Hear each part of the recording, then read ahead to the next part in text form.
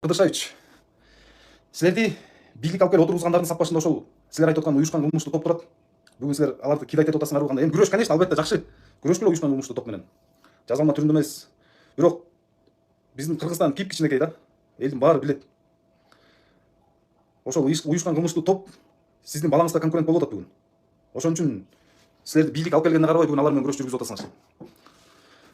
Алар салга алып жүргөн жерден, алар доля, отметка деген сөздөр бар. Ошолорду алып жүргөн жерден силердин балаңар конкретно Таймураз дагы, Садыр Жапаровдун баласы дагы ар кайсы мурдун тыгып, ошолорго Жапаров менен эки достун баласына уюшкан кылмыштуу топтун мүчөлөрү конкурент болгон үчүн бүгүн аябай күрөш жүргүзүп атасыңар эл көзүнөчү.